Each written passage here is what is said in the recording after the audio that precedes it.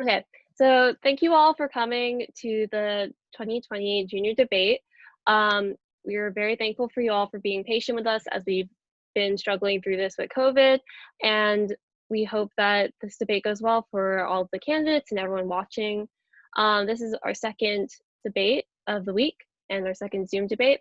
So for the most part, we've gone all the kinks ironed out, but if we have some still, please be patient with us. If there's any technical difficulties, we're going to try and be patient, and with the candidates, if they're having technical issues, we're just going to try and move on to the next candidate and come back just to make the process more streamlined. So today our debate moderators are Calista Lee and Raymond Yang. So I'm going to pass it over to them and they're going to explain how this is going to go. Okay, let's do this again. Welcome to the 2020 Junior Caucus debate. My name is Calista Lee, and I will be your debate moderator along with Raymond Yang. So I'm going to give you a quick rundown of how the night's going to go. We're first going to start off with general questions, and then that will be followed by specific questions for each ticket. And then at the end, we're going to allow the audience members to type in the questions. And then if time allows, we're going to allow tickets to question another ticket. Before we start, I just want to tell everyone that Raymond's going to be timing the question. You're going to have 90 seconds for each question, and Raymond will be timing it. And he will be putting up a clap reaction for when you have 15 seconds left. And then you will use the raise hand button, which is under the participant list, to raise your hand after we finish asking a question. And then we'll call on you. And once again, I apologize if I pronounce any of your names wrong. So let's start, and Raymond will begin with the first question. Okay, hi, everyone. So the first question will be, tell us a little about yourselves, including experience you may have, the qualities that make you a good fit for this position, and what encouraged you to run.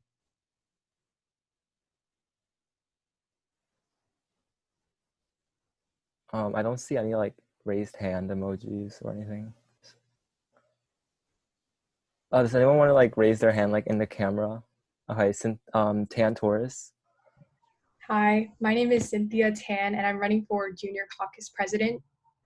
And I'm Elio Torres. I'm also running for Junior Caucus Vice President with Cynthia Tan. First off, we just want to thank you all for electing us as your sophomore caucus leaders last year. We had a really rewarding year. And we also want to thank the BOE, our fellow tickets, and the juniors here at the debate for joining us today. To introduce our ticket, we're basing our platform this year on continuing strong, inclusive leadership from the previous 2 years. So qualities that make us a good ticket are just continuing our leadership, and we have shown dedication throughout the course of 2 years. We've shown that we are constantly bringing in innovative ideas and trying to expand our platform. Elio, if you want to add anything. Yeah, we're also deeply familiar with the administration, with teachers, with resources at Stuyvesant, and how they've also been impacted by an abrupt shift to remote learning. And this is super important. So we spent years, past 2 years and last year, actively getting to know what is feasible at Stuyvesant, and learning what events and policies will even be considered by the administration before we waste our resources on them. And now we have a concrete understanding of how to get things done. What might take other tickets lots of effort and time to attempt will be something that we've already encountered, and we have an answer for. We won't just be starting from scratch, we'll be starting steps ahead. And that's kind of our selling point. So we're looking forward to showcasing our platform with you guys during this debate, and thank you. Does anyone volunteer to go next? Lyalin Abayev. Sorry if I pronounced anyone's name wrong. Okay, hello everyone. I am Daniel Lyalin of the Lyalin Abayev, or DNA ticket. Our ticket is hinged on 3 major policies, DNA, which are diversity, novelty, and accountability. Me and Emmanuel have a lot of shared experience, which makes us pretty much just as qualified as TNT. They may have been in sophomore caucus, but we have been in many other leadership positions that have allowed us to work with the administration. For example, I am a Red Cross board member, and I have worked closely with Spark Clubs, with Angel Cologne in organizing activities for the Red Cross. I've also have political experience via a nonprofit that I run, and Emmanuel has experience campaigning for Max Rose, the representative of Staten Island. So our campaign, we decided to run because we saw inadequacy in our leadership. We first decided to run as a joke, and it stopped being a joke when we realized that everybody who we told we were going to run said, "Why would you run for caucus? What does caucus do? Why should we care?" And those questions really just made us think, well, there's clearly a problem with our leadership, with the administration, if people don't care about it, if people don't realize how important it is. And that motivated us to truly put effort into doing it. We have 15 seconds left. If Emmanuel has anything to add. Yeah, so I just want to add that it's our time, not with the student union, but with the people that's been letting us know what the student union needs to improve on. And we believe that we are more than ready and more than out-qualifying everyone else. Sorry, to go the for time is up. Does anyone else want to volunteer? Okay, I'll just, Raul Palevic.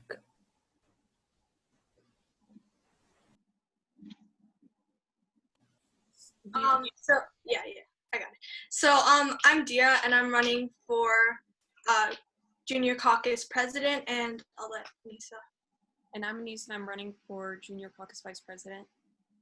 And so so we are both believe that we are qualified to be Junior Caucus President and Vice President, because although we do not have experience as being like the presidents, we both feel that we have the leadership skills and the like speaking skills. And also Anisa was a part of the STU last year, and so we believe that we have those skills through I run a nonprofit organization, and I'm a part of PF. Anisa talk about what she does. Yeah, so I am currently doing an internship helping Congresswoman Tedra Cobb run for District 21, which is potentially a red to blue district, which is really cool and has taught me a lot about kind of leadership in that. And I'm also on debate. And our whole campaign kind of hinges upon like raising school spirit and alleviating the stress of students right now, since college is like kind of this big looming threat that none of us feel that prepared for. So we kind of joined because we thought we had a really cool and fresh perspective on things. And even though, and just adding Oh, on. I'm sorry, the time has reached the limit. Brovender, Smulansky. Okay, that was almost right. Thank I'm you. sorry. Okay, time starts now. Okay, so I'm Ethan Brovender. Over here near the bottom of this, yep, here it is, Leo Smulansky. Okay, we wanted to run because running is not only fun, but important for the student body. Competition is good. Yeah, that's that part out of the way. 90 seconds, gotta make it count. So, the thing that I liked about Sophomore Caucus last year was that there were game nights.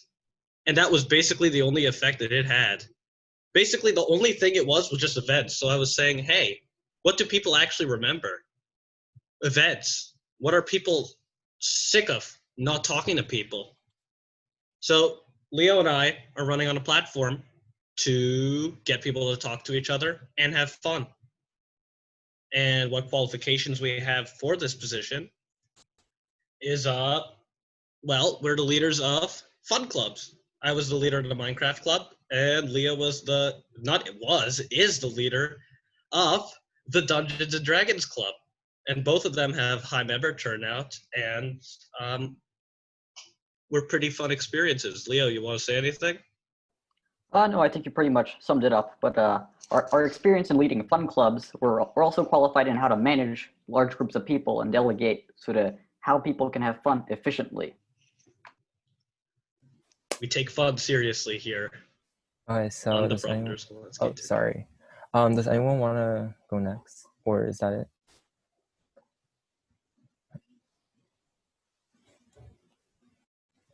No. No. I'm sorry if I'm pronouncing your name wrong. Al-Moslami Poon? They aren't here. They dropped out of the race. So it's just the 4 tickets. Oh, okay, I see. Okay, so I think everyone went. Let's go on to the next question. The second question is, what new policies do you hope to implement in light of remote and blended learning? Additionally, with these 2 learning styles, how do you plan on keeping students and teachers unified during this time?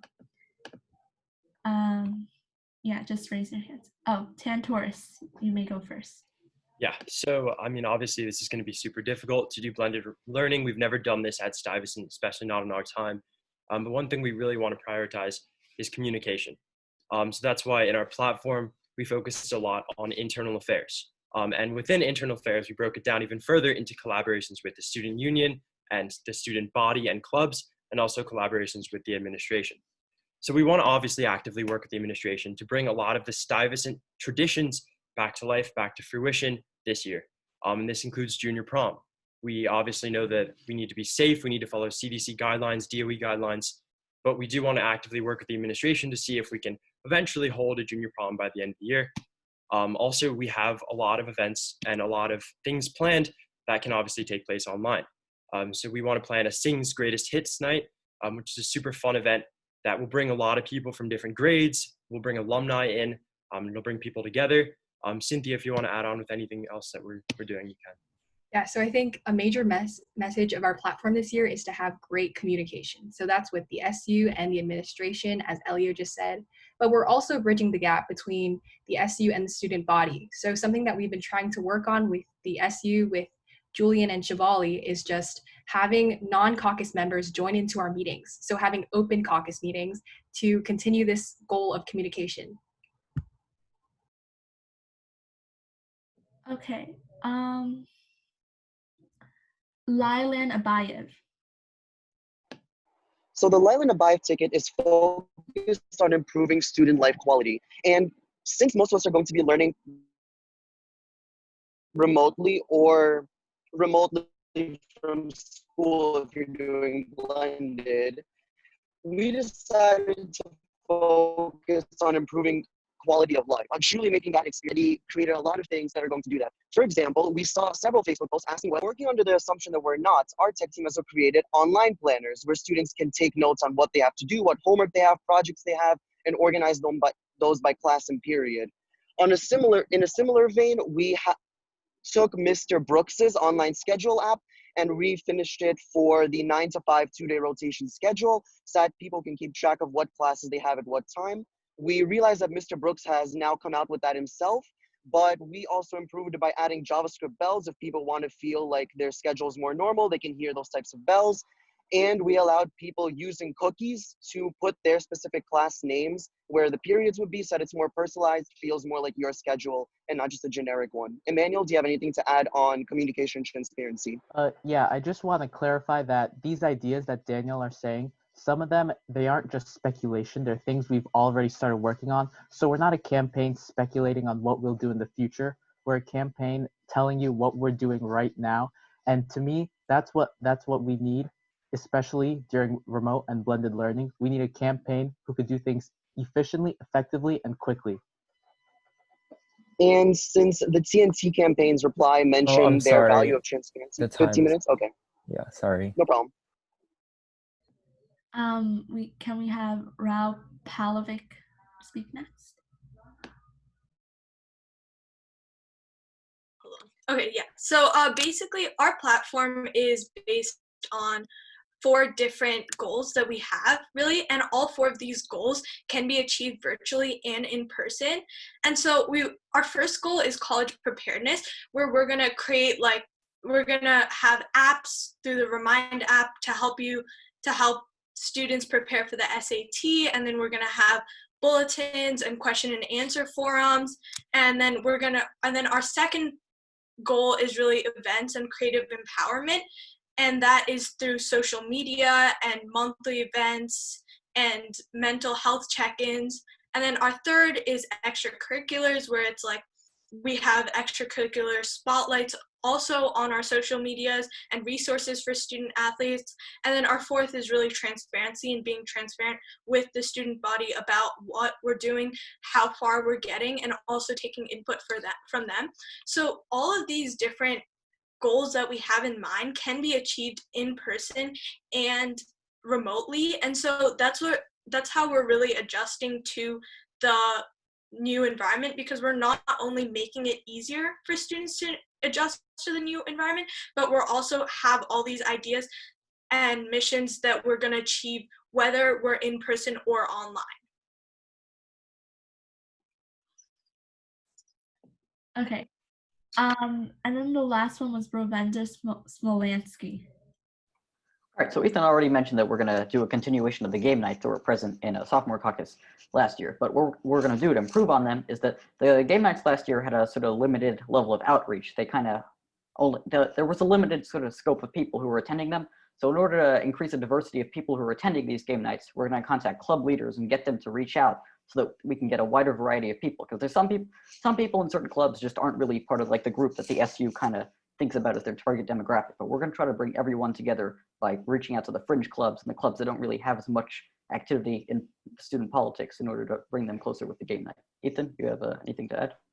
Oh yeah, also about the town halls, which is kind of separate and kind of related. So the town halls are going to be pretty interesting. A lot of people have been suggesting, oh yeah, town hall, go and show them a day in the life of the caucus thing.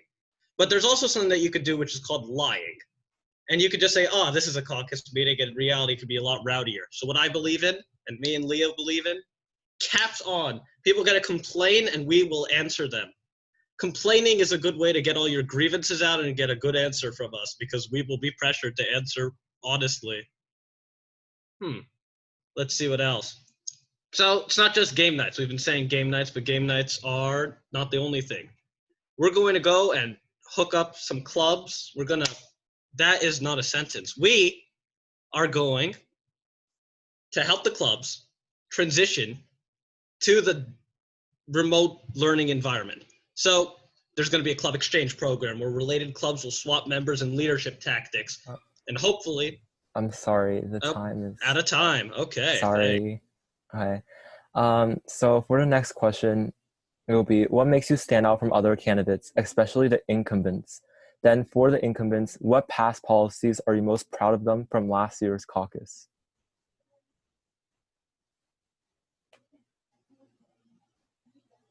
Does anyone want to go first? Okay, Torres.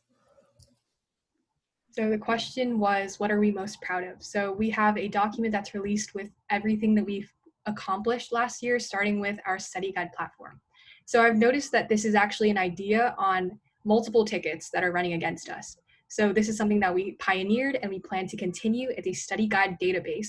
We had 20 full-length reviewed guides, and it was used by 200 plus students in just the spring semester alone. So you can see the magnitude as to how many people use this, and we're really proud of that because it'll be continued throughout Stuyvesant's throughout the year. And then we're also really proud of our events. So we had a great event department last year, starting with the gingerbread house competition and the escape room. These were highly profited, and these are just things that we really hope to continue throughout junior year as well. Unfortunately, because of the pandemic, we'll have to switch to more virtual events instead. Elio, do you want to talk about some of your favorite? Yeah, of course. Yeah. So the Brovender ticket, Brovender Smulansky, they talked about how we only had events, but we actually did a lot more. So we did have a pen pal program, which something we noticed in the DNA ticket as well, is we had a pen pal platform that amassed over 100 users in the summer alone, and also before that, which was really a great program, and people talked about how they really enjoyed it. We also had a Bob Ross painting event. We had 8-ball pool, word hunt tournament, a time capsule project, game nights, newsletter, a sophomore opportunities bulletin. We were really working hard last year, and I don't think just saying that we did one game night is a fair representation of our platform. So if you want to check it out, Brovender and Smulansky, you guys can read our platform as well. Thank you. Okay, so the next one will be Lyalin Abayev. Sorry if I keep pronouncing your name wrong. It's okay. So one thing that we can say makes us stand out from the incumbents is that we will deliver on all our promises, because we have checked out the student opportunities bulletin that was promised for sophomore caucus, as well as the events bulletin that was promised. One of the things that they ran on for sophomore caucus was keeping their website updated consistently. And if you look at their website, the Opportunities Bulletin still has events that were due in December, in November, which means it really hasn't been updated that much. And if you look at their events bulletin, it hasn't been updated since the escape room on November 22nd. That is the last event they put on there.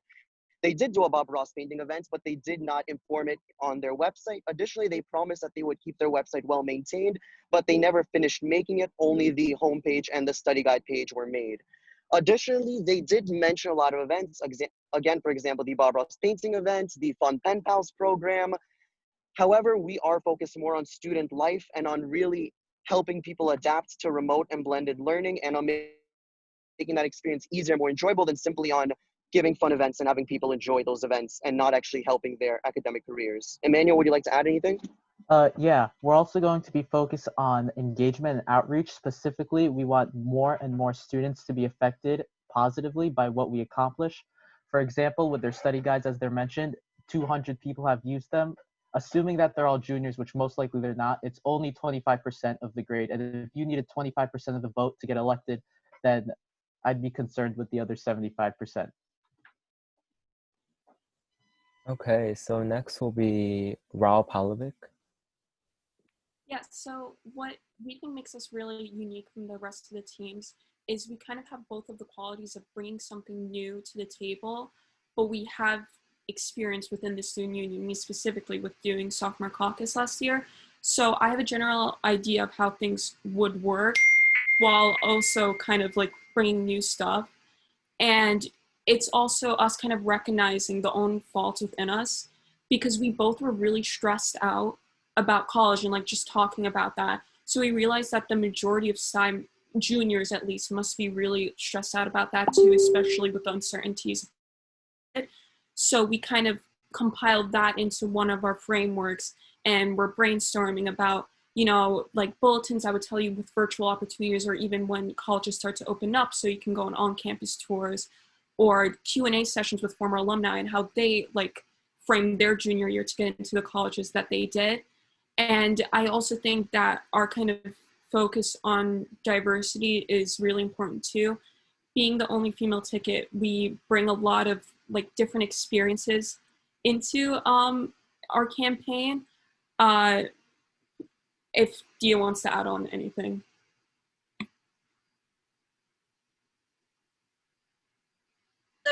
In addition to that, it's just like we feel that we can really bring a sense of direction to the junior caucus, and we have like set goals that we really believe that we can achieve.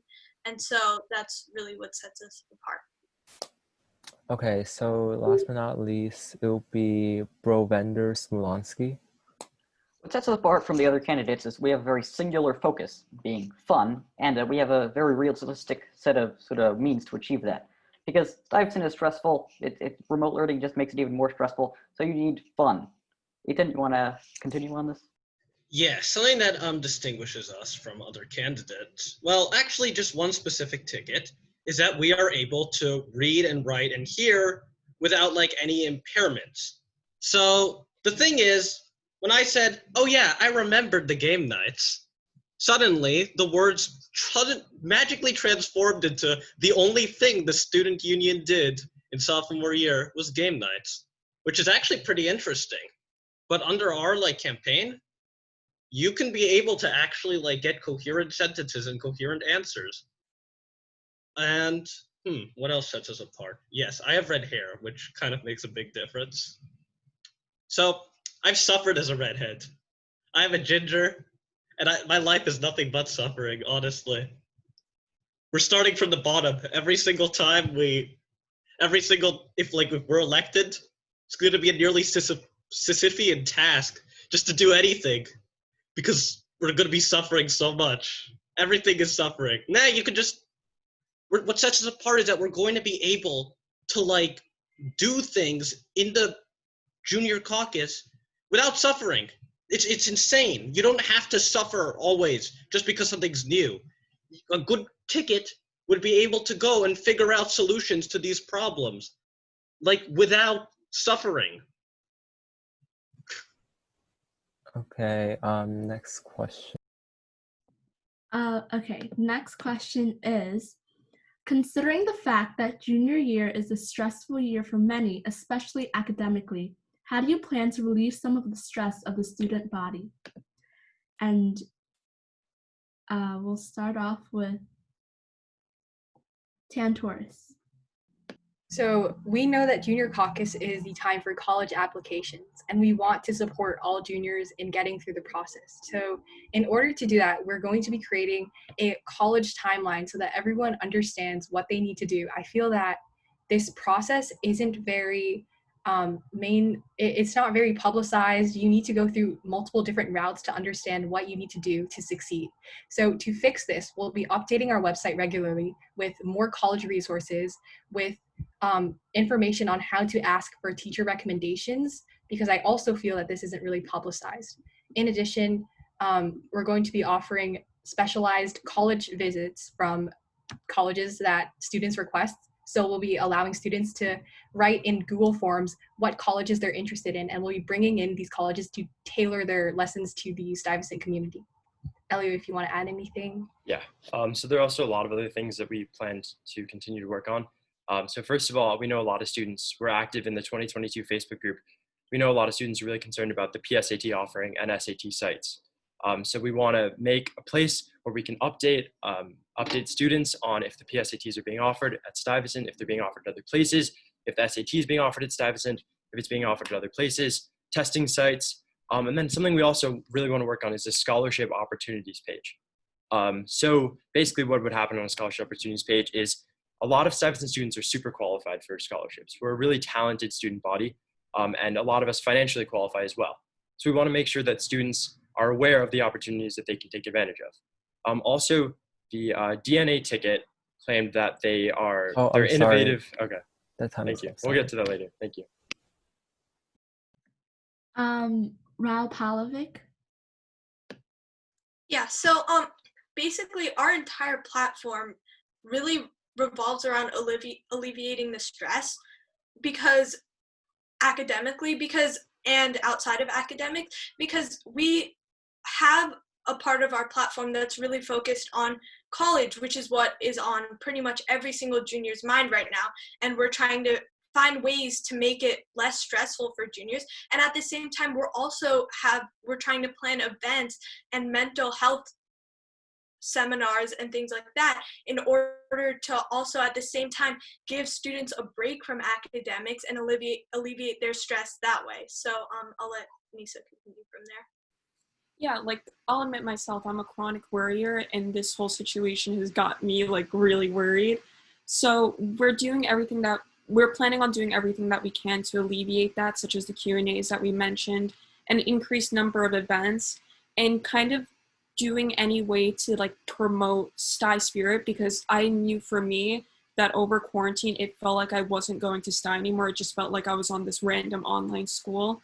So utilizing social media and kind of like publicizing what we're doing in our lives and our own tips and strategies is a really important method by which we're going to kind of keep morale high while also like alleviating worries through our help with the college admissions process.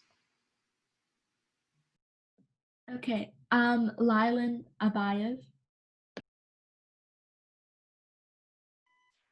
Yeah, so basically, we really think that the words, especially coming out of the TNT campaign, are something that will definitely help juniors, except the difference with our campaign is we're doing more for juniors and we're going to do it more effectively.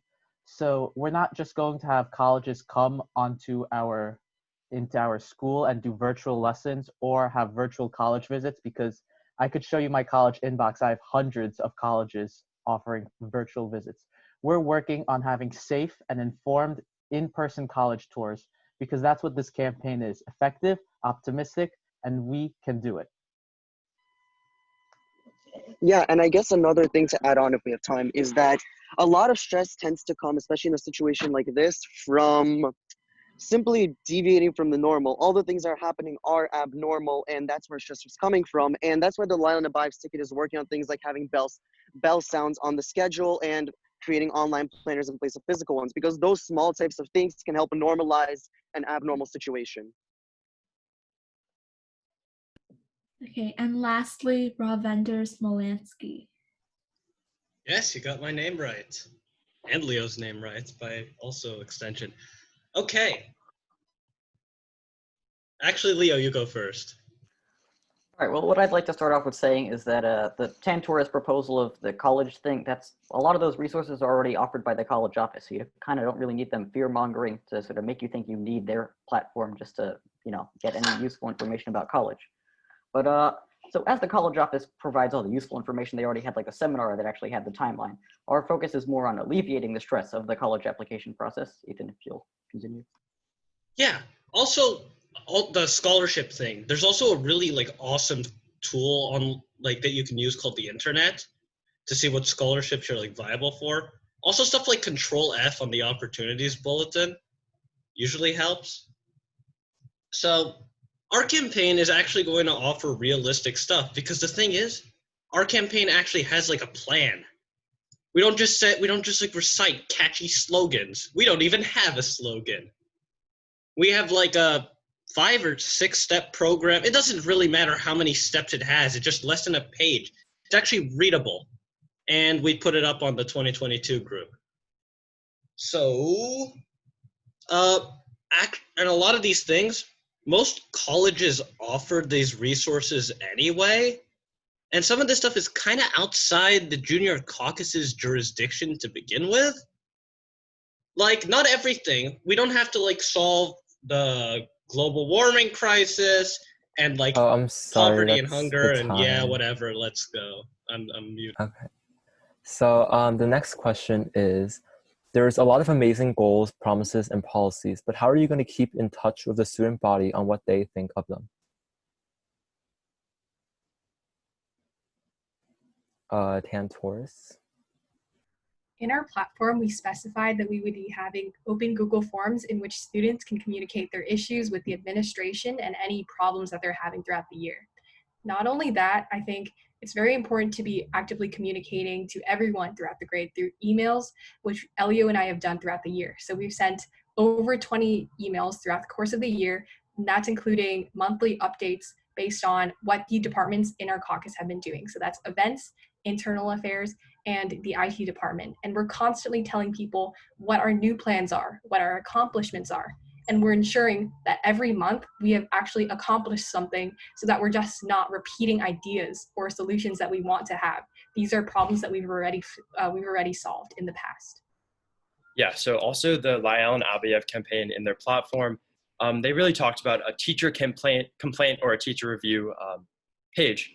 And we think this is super problematic and something that we've addressed in the past because this is often frowned upon by both the faculty and the student union because it's not the place of junior caucus to get involved in complaints of teachers.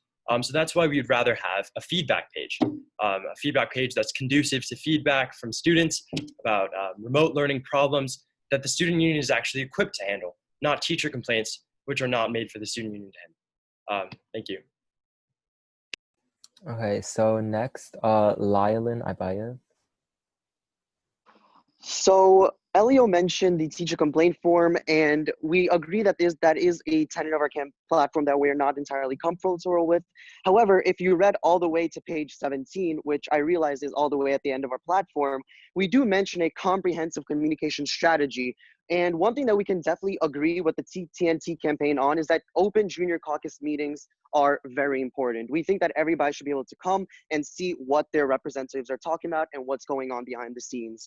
And in terms of actual communication strategies, we plan on releasing all meeting minutes for all junior caucus meetings at the end of the month. If anybody ever wants a recap of what we talked about, a full financial report, and obviously having a feedback form that is both up on our website and attached to that end of the month update. And to supplement that end of the month update, we will also be hosting a Q&A at the end of every month where people can come and actively ask us questions about anything they would like clarified. If Emmanuel has anything to add.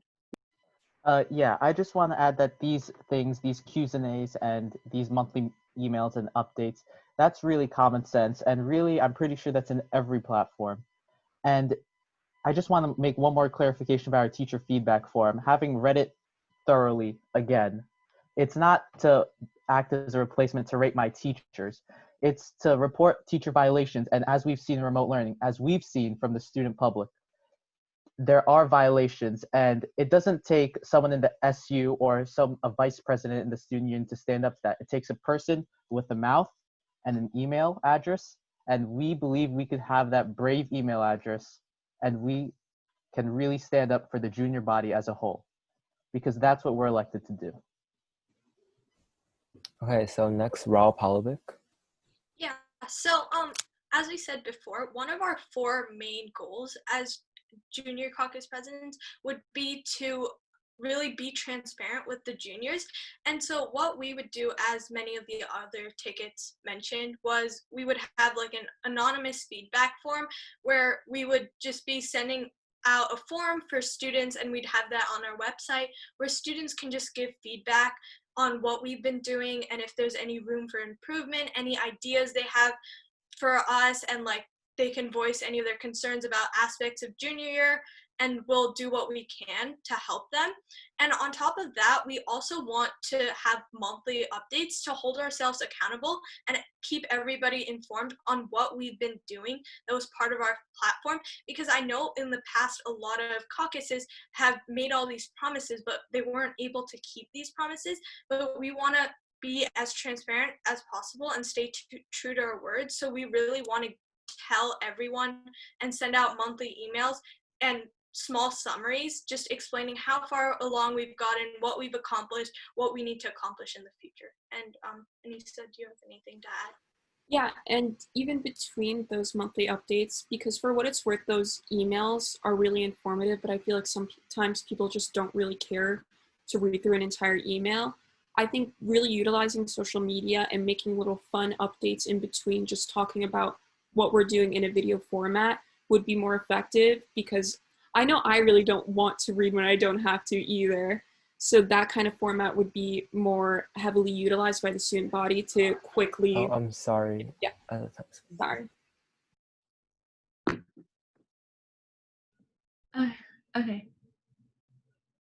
Raymond, you're. Sorry. Okay. So last but not least is Brovender Smulansky.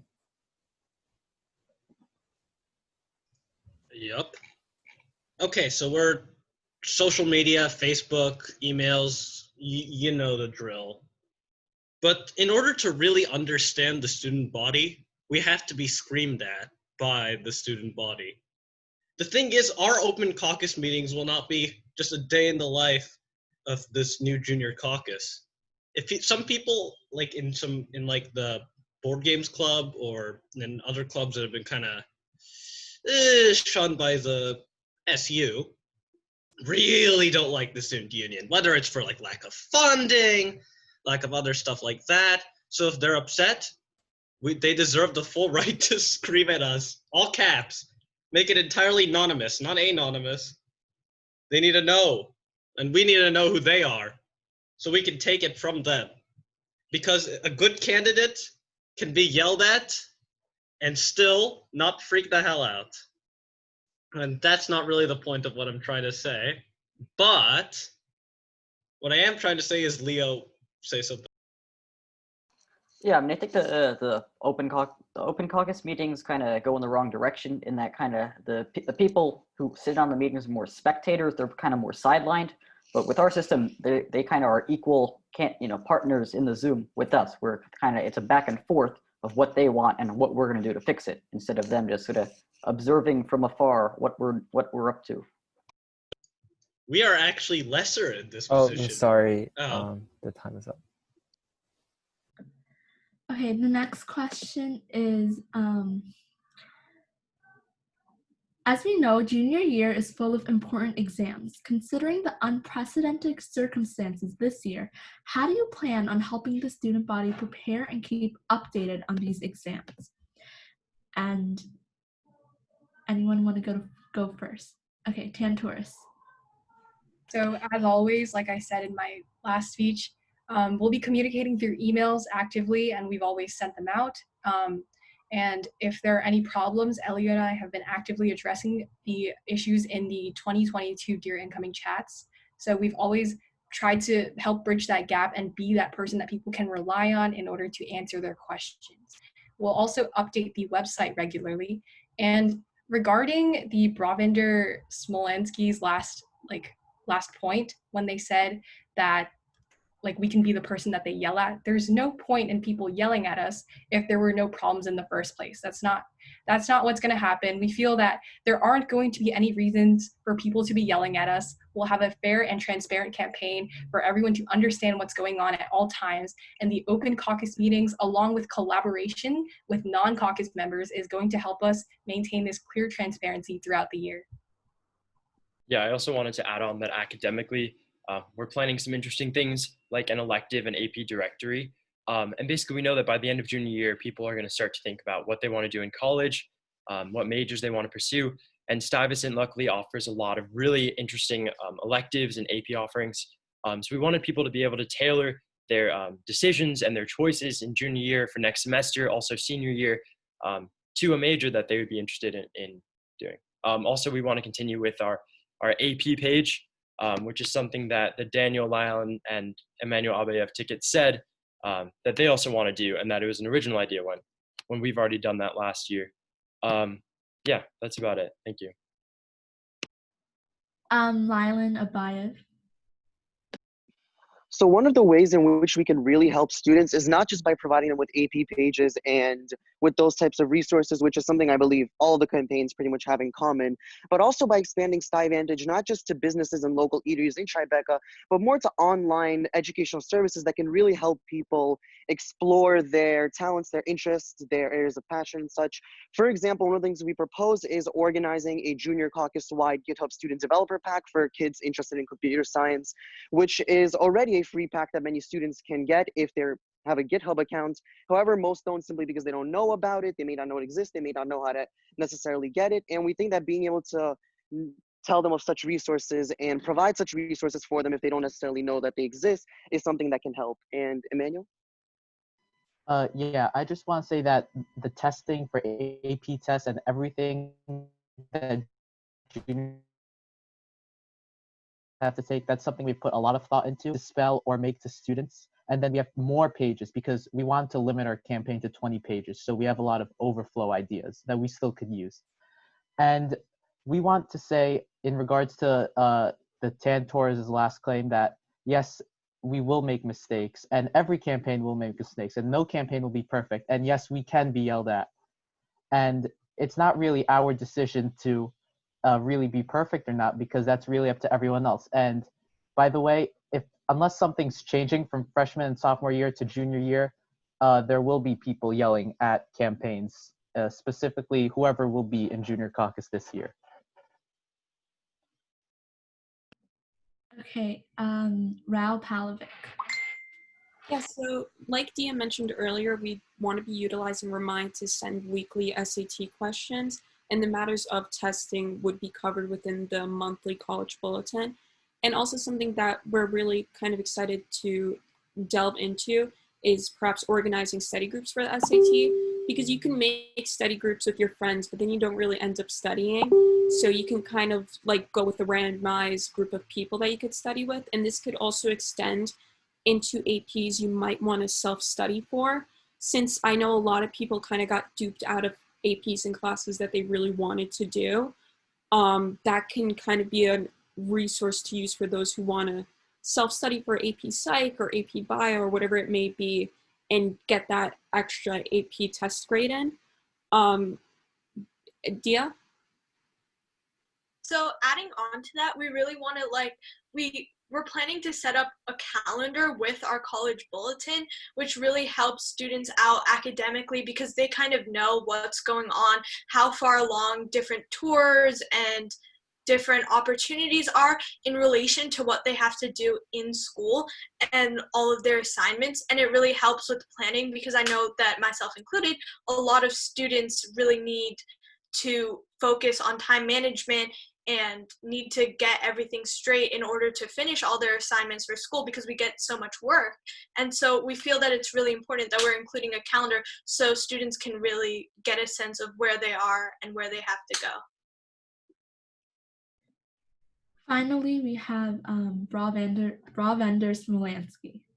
We're just gonna email people the important dates a couple of months in advance. There's no point in setting up a website that people have to go out of their way to check People don't want to go to like an external website. They want all their information to be conveniently packaged. And that's what we're going to do. Ethan? Yeah, speaking of conveniently packaged, this has nothing to do with conveniently packaged. So I heard the DNA campaign mentioning a hackathon. That seems kind of targeted toward a really specific group of people. The whole reason our campaign's even doing game nights is because games are very, very, very inclusive. The whole point of games is that anyone can pick them up and play them, especially people here. They're designed to be free, they're designed to be fun, and they're designed to let people get to know each other better. And our campaign is all about letting the student body actually interact. Keep hearing all this stuff about like, wow, we're going to bring them closer together with arbitrary goals and methods.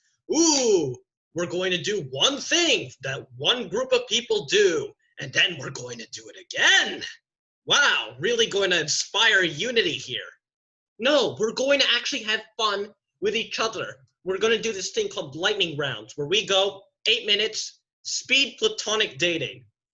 It's not actually dating, so don't take that out of context. And you know what we're going to do? You sit down for someone with 8 minutes and you talk to them. You never knew them before, or maybe you did. You got to talk to them, because that's what we're all missing out on. We're all missing out on human interaction. The Zoom calls that we're doing. I'm sorry. Yeah, okay. Okay, so the next question is going to be, what do you think last year's Junior Caucus could have done better, and how would you rectify it?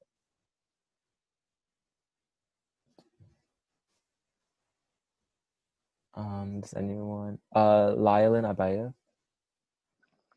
Okay, so just before we begin, I'd quickly like to respond to Ethan Brovender that we'd never mentioned a hackathon, but thank you, I guess, for responding to that unmentioned concern. So what did Junior Caucus do badly next year? What did they do good last year that we can improve upon?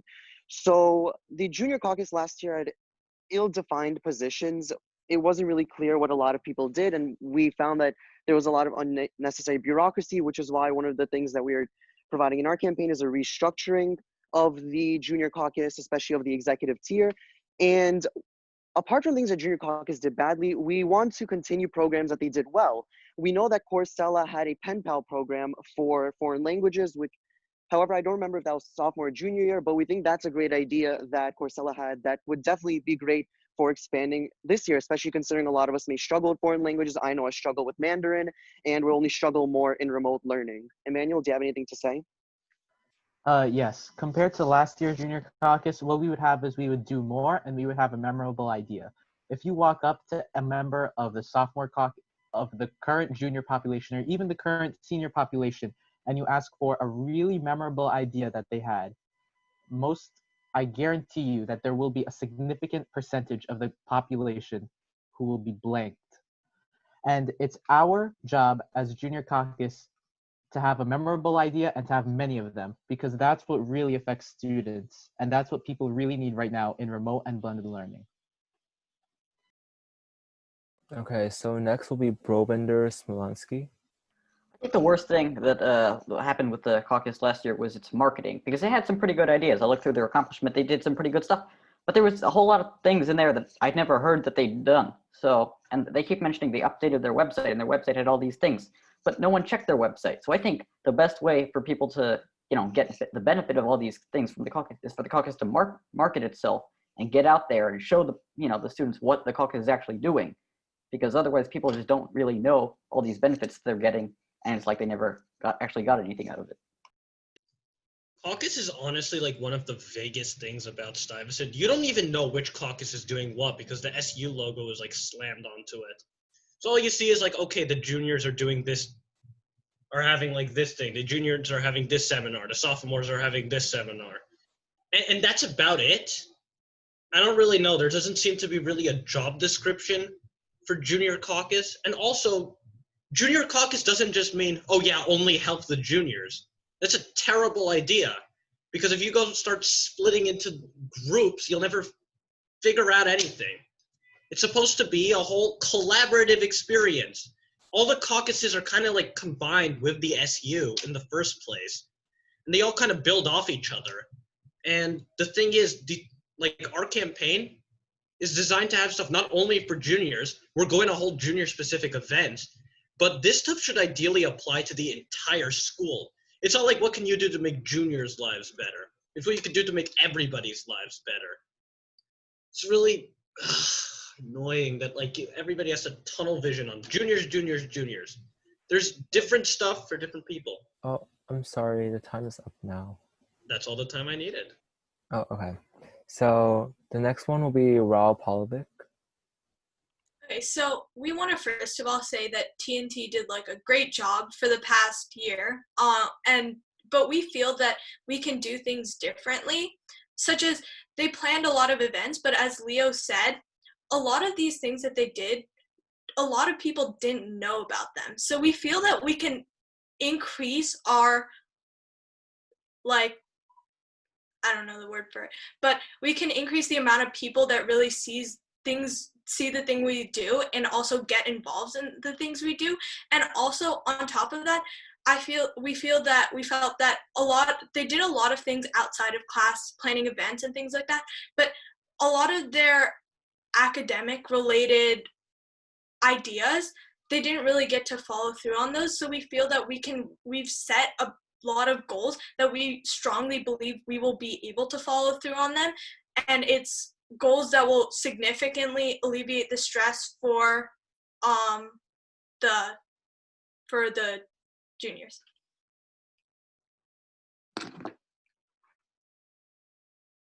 And Anisa, if you want to add on.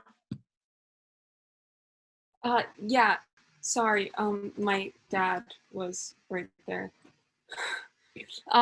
So yeah, adding on to that, we kind of really wanted to incorporate a sense of direction in what we were doing and make sure we followed through with any and all plans that we create, which would be a great part of our accountability, like kind of sending through the emails and constant updates on Instagram about what we're doing to make sure that the Stuyvesant community kind of makes sure, like, keeps us accountable for doing all the things that we promised to them. And last but not least will be Torres. Yeah, so I just kind of wanted to address what some people said. A lot of tickets said that we could have done better outreach, but no one really mentioned how they would beyond what we already did last year. Might I remind you guys that we had an Instagram page with over 500 followers, and we constantly made posts. We posted on our Facebook page, we shared it with the Diya incoming group every time we had an event. We sent emails. None of you guys mentioned how you would do anything differently. So I don't know how we should believe that you will do anything differently. Also, responding to the DNA campaign, you guys said that we didn't have a clear cabinet and that you would completely restructure it. And might we remind you that we do restructure it every year. And actually, the cabinet that you guys outlined in your platform looks really familiar to the one we used this year. It's almost as if they're identical, because we do have the same thing as you guys. And if you reached out and asked us, we definitely would have shared advice with you guys. But I just wanted to inform you that you are going with the same structure that we already have. So Cynthia, if you want to continue. Yeah, furthermore, going off what some of the other campaigns have talked about, I think that the previous Corusella administration, they did lack some marketing problems. I mean, they did have some marketing problems. So we'll continue what we've always been doing, just having these Facebook posts and the Instagram posts and having the entire grade understand what is to come, and obviously continuing our newsletters and letting people understand that we're having events next month or projects. And yeah, thank you.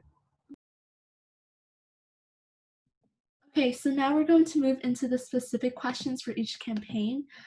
Some of them were chosen from a form we sent out, and the first one goes to Torres. In your platform, you mentioned possible partnerships with sports facilities around Stuyvesant. Considering most Stuyvesant students will be in remote learning and don't live in Tribeca, can you explain how this is suited for the majority of students? Some of the facilities also charge an expensive fee. Can you explain how you plan to convince such a facility to permit Stuyvesant students within it without paying the full price? Yeah, of course. So actually, we included in our platform a little background on this idea, and that Cuomo permitted groups to meet, again, low contact sports.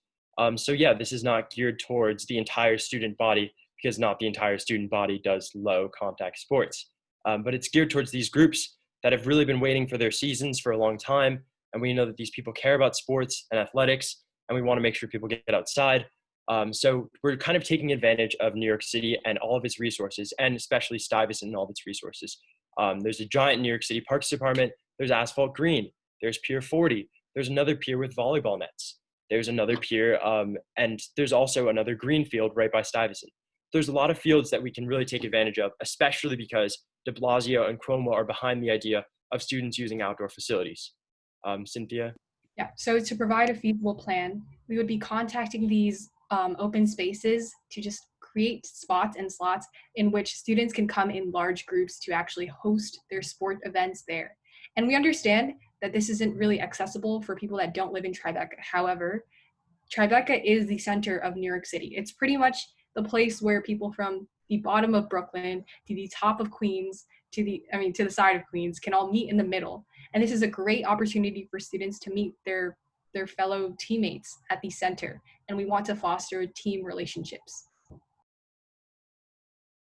All right, so the next question goes to the Lyalin Abayev campaign. It says, in your platform, you mentioned that you plan on creating a webpage where Mr. Blum's weekly opportunity bulletin is posted and can be filtered quickly by category. However, how would this be any different than Mr. Blum's weekly email, which is already categorized? That's a great question, and Emmanuel, I'll take that. So we have actually already created this. Our tech team has already created this platform. It is in its beta stage, but it should be released by the time we're elected, if we're elected. And this is different from Mr. Blum's platform because it isn't just limited to categories. So Mr. Blum's platform, if I remember, is called mathematics, social sciences, etc. Ours can also be filtered by whether the program is free or paid, what borough it's in, for example, Manhattan, Brooklyn, Staten Island, etc. And it can be filtered by if it's at a college or not, such as if it's at Columbia or at Cornell or NYU or any other NYC area college. So it helps students select more specific opportunities rather than use the general structure of Mr. Blum's bulletin. And this just can make the whole process a little bit easier. Oh, I just want to add one thing. In the question, it was referenced as an idea, and it's actually not an idea. It's more of reality, because that's something we have been working on, and that's really what demonstrates what this campaign can do. It's not a campaign of ideas, it's a campaign of reality. And it's an idea like this that can really break it down by topic and break it down for every person to have a topic for their own specific needs. That demonstrates our commitment to diversity, which especially in 2020 is something that we all need to be having an open mind on, and what we all need to be keeping at the forefront of our thinking. Okay, next, this is for the Raul Palevic ticket. In your campaign, in your platform, you mentioned having optional donations for junior prom. Do you believe it to be immoral to ask juniors for donations, considering both the financial strain this may cause? So as you just said, the donations are completely optional. We just want to do our part because we know that a lot of students won't be able to afford prom. And so whether we do like a virtual prom or an in-person prom, it's going to cost money. And so we feel that we want to give all students the opportunity to make it to prom. And so we're really just hosting events where students can give optional donations. We're not putting pressure on any student to donate. We're giving them the opportunity to donate in order to play their part in making prom affordable. So we don't feel that it's immoral at all, because we're actually trying to help out the Stuyvesant community, and we're not like putting pressure on anyone to like feel like they have to donate, because they really don't. It's just that if you feel that you want to donate, then you can donate and help the Stuyvesant community.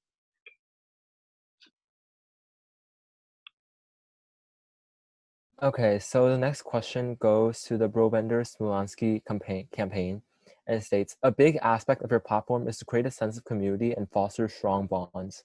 One way you hope to accomplish this is to hold lightning round social Zooms, where you hang out with someone you haven't met in a breakout room. How do you plan to attract students into this, and how would you create an environment for these students so that they feel comfortable in forming an organic friendship?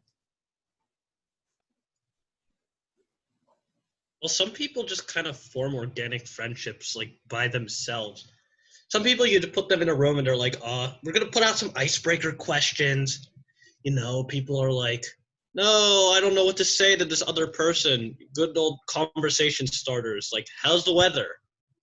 How's life? How's school? What classes do you have? Basic stuff like that. I was in a summer program, and basically no one there knew each other because some of us even lived in different states. They basically just put us in a breakout room, and they're like, talk to each other, and it worked out pretty well. So how will people do it? We're going to post nonstop about these lightning round things. We're going to put it on every social media on the known planet. We're going to email it 5 times with the reminders. And if people don't want to do it, then they don't have to do it, because we're just not designed to like force people to do things. It's designed to encourage people to hang out. You don't have to do it, essentially. It only matters if the student body wants it. Also, people who have kind of low engagement with social media, but are like still parts of like clubs or whatever, we're gonna engage with club leaders and get them to sort of get the message out about some of our events such as this, so that like we're not only targeting the people who check Facebook every day or whatever.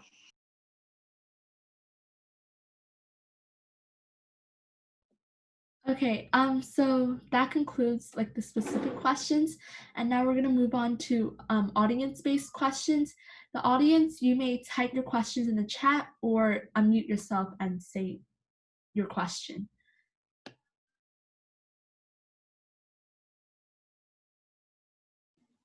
Yeah, Catherine, if you want to ask it, you can, unmute yourself and ask.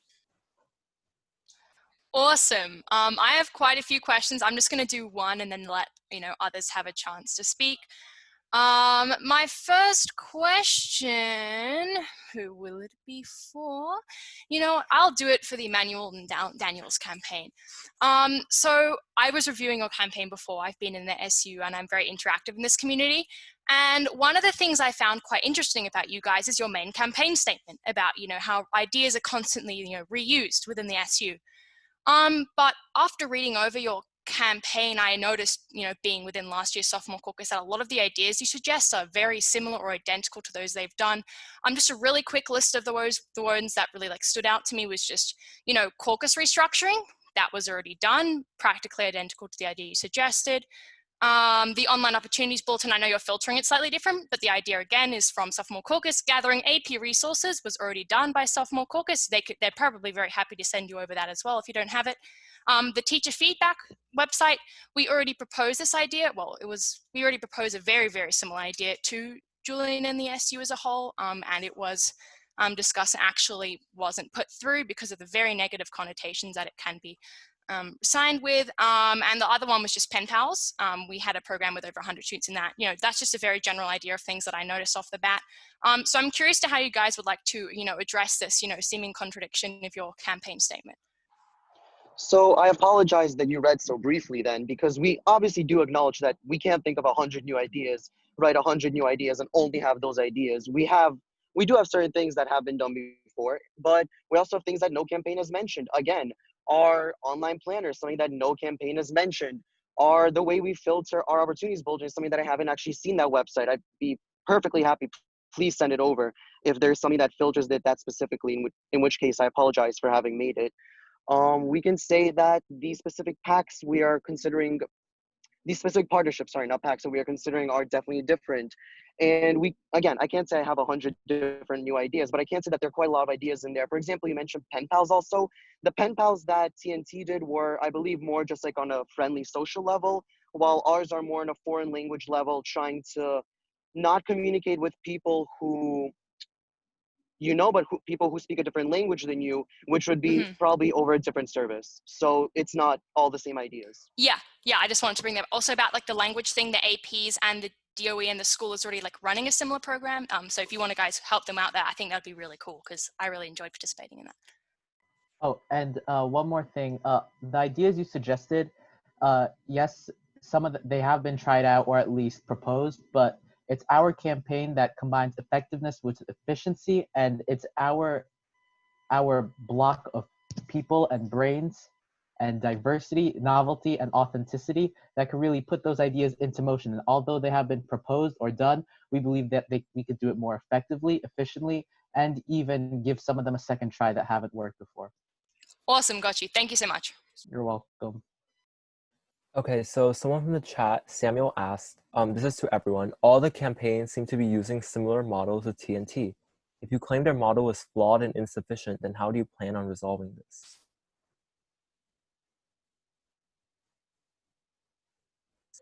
Brovender, sorry, yeah, Okay, yeah, close enough. sorry. Who said that the TNT model is flawed, and who said it's even their model? There's just a basic like framework that everything works off of, right? So it's not stealing if there's a bunch of core things that are in place. It's like, oh man, I'm making a completely original building without supports or windows. Like that's not the point. A completely original building has its own design with a few core features. All of us seem to have a part of the TNT campaign. Yes, but the TNT campaign has a part of core stuff. Like, wow, student outreach or doing events. It's almost like every campaign needs to do this, but some of them are just reshuffled towards others. Speaking of reshuffling, you don't always have to tear something down. Some systems can just work and you can work on fixing other systems. Yeah, what Ethan said. We recognize that there were some parts of the TNT campaign that like worked out pretty well, and we want to salvage them without feeling the need to like reinvent the wheel. Like the events did do a pretty good job. We're not trying to steal. We're not trying to like, we're not trying to like say it's our own idea. We just think it's a cool idea and we're using it for ourselves. It's not that controversial. Okay, so would anyone else want to answer the question, or should we just move on to the next one? Let's move on to the next question.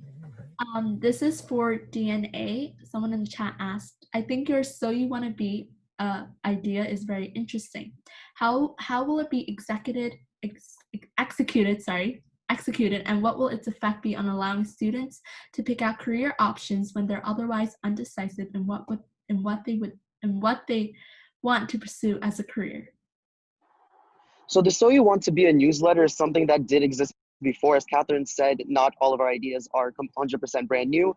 That is something that we want to simply continue doing. We'll continue sending out that newsletter. In our specific platform, we mentioned that it'll be monthly, and every month we'll be featuring a specific career and extrapolating on what that career entails, what education you need, just general details about the career, things you might want to know. And we mentioned that we'd be supplementing that by hopefully attempting to find somebody from that specific career path who would be willing to speak on that career path at the end of the month, and allow students to possibly do a Q&A, get more in-depth details.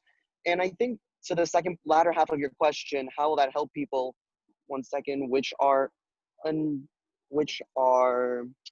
undecisive in what they want to pursue as a career, that'll help you gain details as to that specific career and either consider it more of an option or less of an option as you become more informed.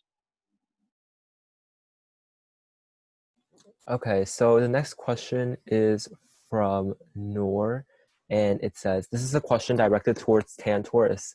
The cross-country team has been keeping in touch through group chats and virtual team bonding sessions, as well as organizing informal, socially distanced neighborhood runs.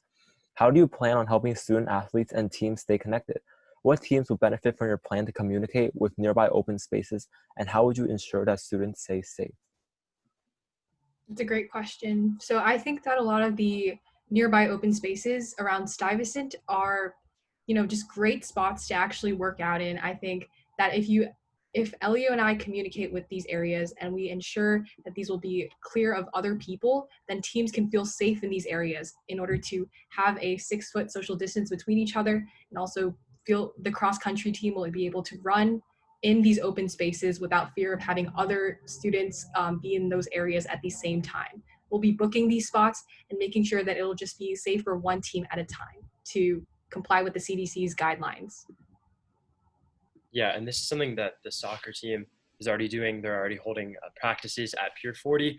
And basically the way that we're planning on helping them stay connected is through giving them an outlet to physically interact with each other, obviously following CDC guidelines, social distancing, wearing masks maybe not while they're exercising, but in general while they're with each other. And that's kind of something we want to be able to give these students, especially because we know how hard they work for their seasons. I'm sure you know, Nor, and we definitely love to hear from you as well, with how your cross-country team's been working through this. So thank you. Catherine, you could go. Hi, I'm just gonna give a question to the Anisa and Diya's campaign, just also partially to give them a chance to speak, partially because I think it's a good question. I noticed, I looked at your website, reviewed it thoroughly, and one of the things that I found interesting was your practice makes perfect category. And one of them is for you guys to use the Remind app to, send reminders and questions. But I was a bit intrigued as to why, like how you would get people to do this, because I know for a fact, I use Khan Academy. They give me tailored questions based on what I've gone wrong in the past. They do give me a schedule, send out reminders, send out practice tests, and it's all very personalized to you and your own like specific needs in different subjects. So I was wondering why using like a Remind app and you guys like sending out certain questions that may not be as tailored, like what would be the real attracting feature to that? Would it just be that it's like a tad more friendly and it's from the SU, or is there something else on that app that I just don't know? Yeah, so of course. So actually this idea with the whole Remind app is something that two of our campaign managers came up with. They were part of Miss Maggio's AP Bio class, and so she would send them questions on Remind like every week or so related to the AP Bio exam, and they found that extremely helpful.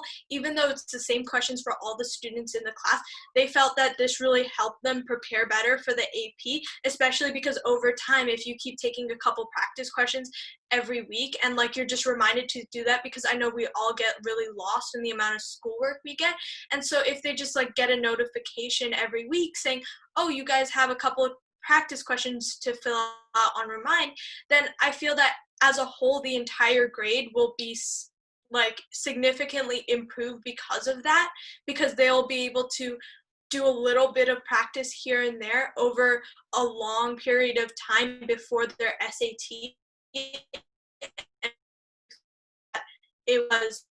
We would really be able to help everyone that's a junior with their SATs, not just like specific people. Okay, so the next question comes from Samuel. It says, to the Lyalin Abayev campaign, how do in-person college tours work, especially if A, colleges aren't offering them, and B, some students won't be able to attend? Oh, hi, Okay, Samuel. yeah, I'm unmuted, sorry. Okay. Okay, so our in-person college visits idea is completely for the spring semester, because the college office only really starts ramping up college prep in February, and we don't want to overwhelm students in the fall semester. And we are hoping that the spring semester will be in person and that it will be safe to resume going to school for everybody. And that if that is the case, then it will be a great idea to maybe have people go to college tours in person. We know that this is something Stuyvesant used to do. I don't know when they stopped doing it, but the fact that we did used to do it suggests that perhaps it is possible to start doing that again, and perhaps it'll help somebody. And to your latter half of the question, which is what about people who won't be able to come? I'm assuming you mean, I can't tell why you mean they wouldn't be able to come. If it's because of financial reasons, we hope sincerely that these college visits will be free, or we'll try to make them free. We can't promise that. And for those who have time constraints, there'll obviously be more than one of those that will occur. So if you can come to one, hopefully you'll be able to make it to another. And as we mentioned earlier in the debate, a lot of people do get college emails, and a lot of colleges do offer college visits, especially virtual ones, and you can even do this semester. So ultimately, these will be to supplement that. And if you can't make it for whatever reason, you can always do a virtual one or do one on your own time. This is simply another additional resource. Okay, does anyone have any final questions that they want to ask the tickets? I'm looking through the chat and doesn't seem to be. Catherine, you can go. Awesome. This one is for Ethan, and I believe Leo is one. So I remember you guys saying relatively early on in the debate that you guys had like a lot of plans and stuff like that. but you don't have a platform, and the platform you did post is extremely vague. So as a vote, I don't feel very confident, putting my vote behind a campaign that doesn't have much outlined, in general. So how can you convince me that with a half-page platform that I should vote for you? Okay, so we did write half a page, but this half a page is 100% honest. The whole thing is, if you need 17 pages to explain what you're going to do, and you're not going to do 99% of it, then that's not your platform. That's just a bunch of words and then your platform on top of it. So we had the controversial idea to post exactly what we're trying to feasibly do this year, which is only going to be around 6 or 7 things, or 8 or 9. It could be more, it could be less. But the thing is, it's actually doable, because the thing is, we thought about it ahead of time. We wanted it to be possible. We don't want to go and lie through our teeth and say, yeah, we can just go and promise you the entire world. We can another school building for everybody who likes apple juice, or something really arbitrary like that. How do you, and it's like, okay, we're going to put everybody on the green spaces. How are we going to do it? What happens if they say no? Simple solution. We beg. It was less the actual quantity of what you had, because I completely agree, just because you have, 18 pages of a platform, that doesn't mean you're great or whatever. But I'm more concerned about the quality, because there's just a lack of details. The other campaigns, it was very specific wording. And I like to see that sort of professional spin on things, especially something so serious. But I do think, if you guys feel confident on delivering all of this, and if this is how you want to stage yourself for this campaign, great. Thing is, you may want to see something, that's 18 pages in detail, but I'm guessing that most students don't want to read the whole platform. They're just they're just going to want the concise version, which is what we provide them with. Awesome, thank you. Okay, so now there's one more question. So to the TNT campaign, I think a lot of ideas are really great. What if it's too idealistic? How many of these promises can you get behind, with a lot of them being centered around creating an organized website or / directory to solve problems? With the city bike restoration and the self-care seminars, will you be able to have a plan to make these a reality? Okay, so a lot of this debate has been centered around the fact that many of the other platforms or campaigns don't think that our ideas are very feasible. We can tell you 100% we fulfilled all of our promises last year, and we plan to do the same this year. Starting with all of our pillars throughout last year. These were transparency, innovation, and team. We fulfilled every pillar, starting with transparency by having these monthly bulletins in which we told students what we were working on innovation with new events and new bulletin ideas that we were coming out with. These were never seen before, and we planned to continue these throughout our TNT legacy. And then also on team, we planned, we had caucuses, we worked with other caucuses, we worked with the administration. We had a great cabinet throughout the entire year, and we plan to have open caucus meetings this year to continue this sense of community and team through Stuyvesant. Elio, if you want to add anything. Sure, yeah, so a lot of the ideas that we decided to put on our platform this year are similar in difficulty to ideas that we worked on last year.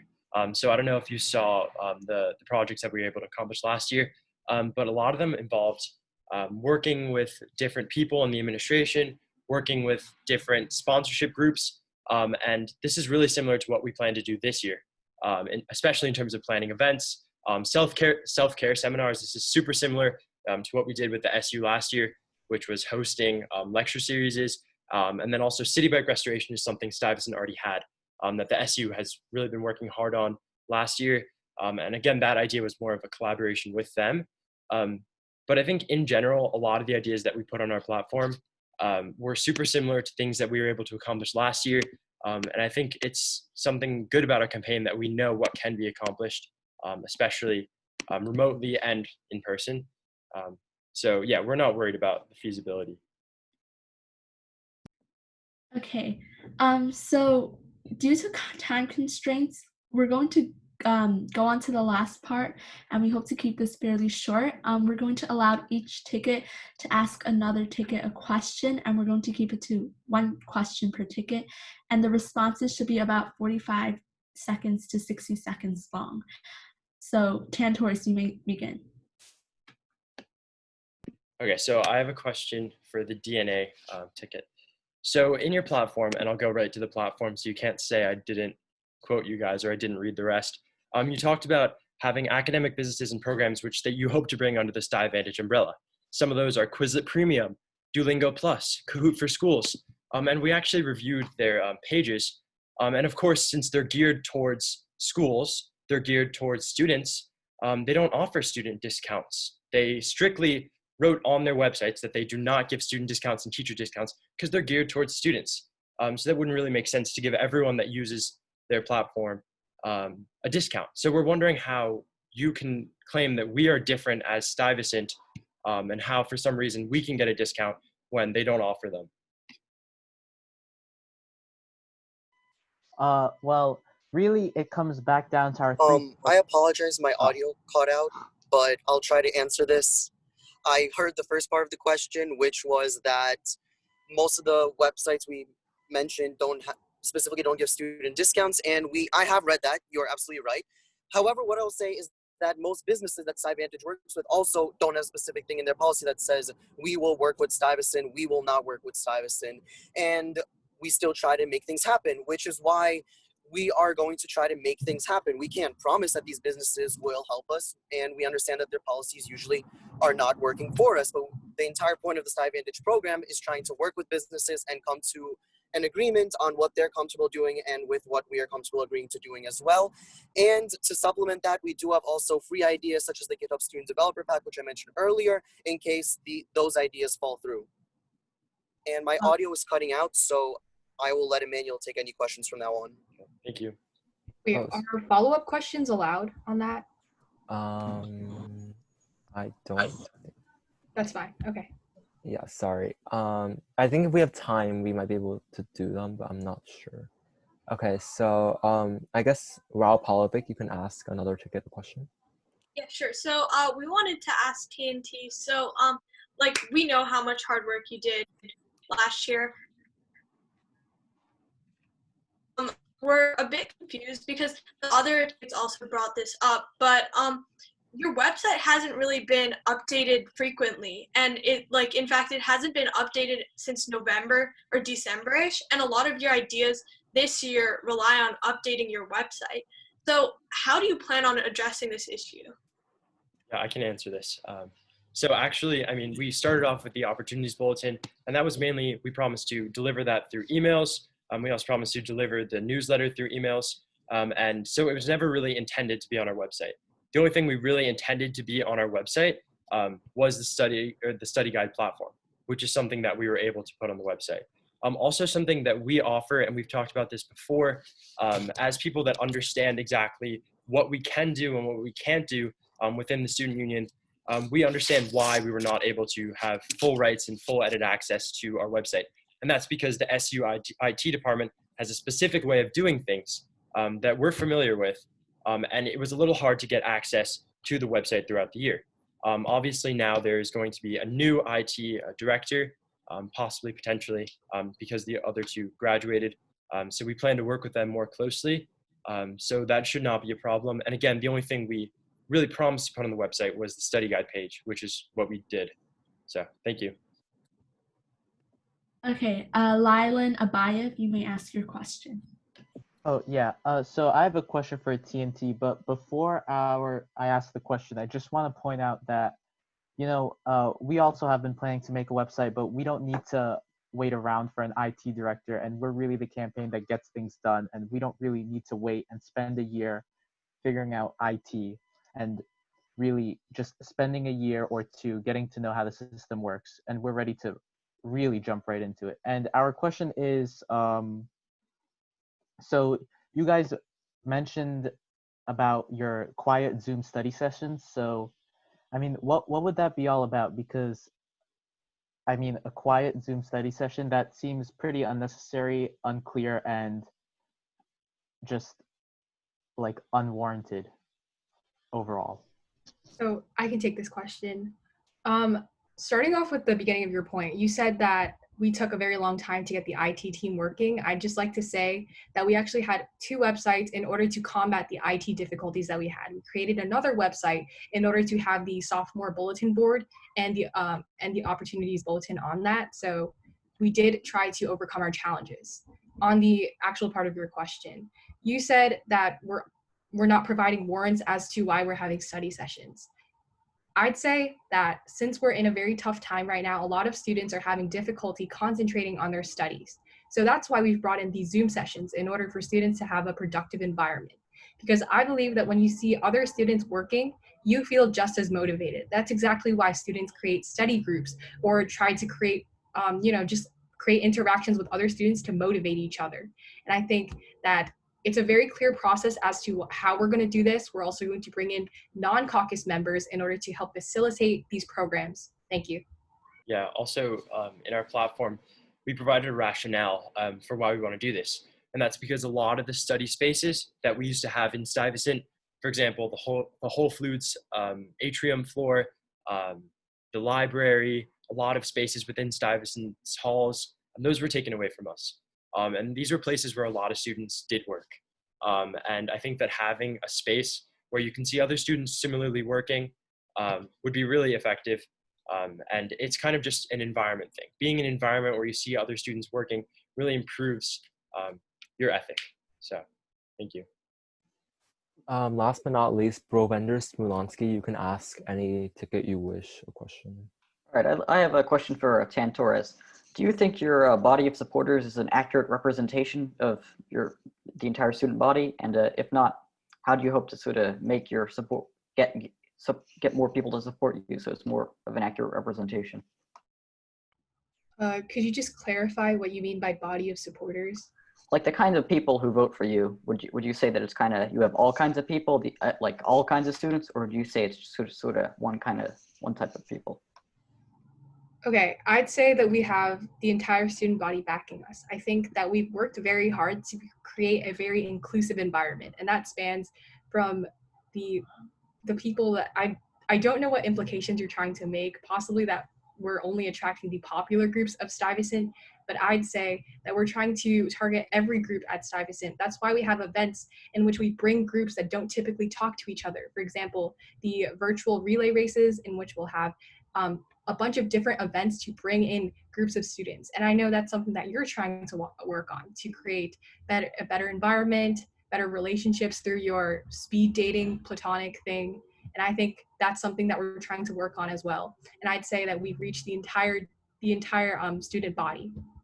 Yeah, also our campaign team and Cynthia and I are involved in a diverse array of activities. And we really picked managers that would span across a lot of activities and a lot of members of the student body. Also, like Cynthia was mentioning, we're appealing to a lot of different groups within smaller proposals. We're appealing to student athletes, right? We're appealing to students who want to make new friends. We're appealing to students who want to participate in a hackathon, who want to participate in a virtual event, escape the room. So we're doing a lot of things that appeal to a lot of groups. And I think that's something that we've always done in our presidency, and we're super proud of that. And we really think that's important. So thank you. Wait, but you guys are like, you're flip-flopping. You're saying that you have the entire student body on your side. You're saying, oh yeah, we're just targeting student athletes and other people like that. We actually said that we're targeting different groups with different policies, because we have a can you please stop interrupting me? With multiple policies. Okay, thank you for your... You weren't supposed to ask a second question. Thank you. Yeah, no follow-up questions. So with that ends the debate. Thank you all for coming, and I'll hand it over to Ava for any other announcements. Yep, we would like to thank all of you who are here watching the debate in the Zoom call for coming and joining us, asking all of your questions and being interactive with all the candidates. Also, to anyone who might be watching on YouTube, as a reminder for anyone here, it's going to be posted on our YouTube channel if you would like to rewatch any parts of the debate. Huge thanks to our debate moderators, Calista and Raymond, for doing a great job moderating, and to all of our candidates for voicing their concerns, opinions, and ideas into bettering our school. Just a quick reminder, the tomorrow we will be holding our senior caucus debate, 5 p.m. same time if there's any seniors in the call or watching later. And on Friday, we will also be holding a student union town hall where we will be asking Julian Chevalier questions that you might have towards the student union, how the new processes are going to work. So if you're interested in that, I would highly suggest you come to that. And finally, election day is next Thursday, the 24th. So please, please, please remember to vote whoever you may be voting for, what caucus you may be voting for. It's important that we fight voter apathy. Yeah, so thank you everyone so much. I hope you guys all have a great first day of school tomorrow, and have a good night.